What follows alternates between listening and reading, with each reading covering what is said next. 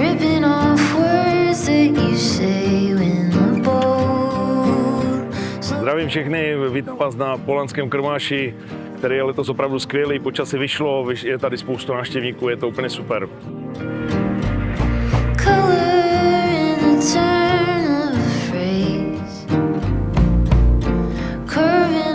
Největší radost mi udělala návštěvnost, protože velké úsilí, bohatý program, nadšení organizátorů, vybudované zázemí.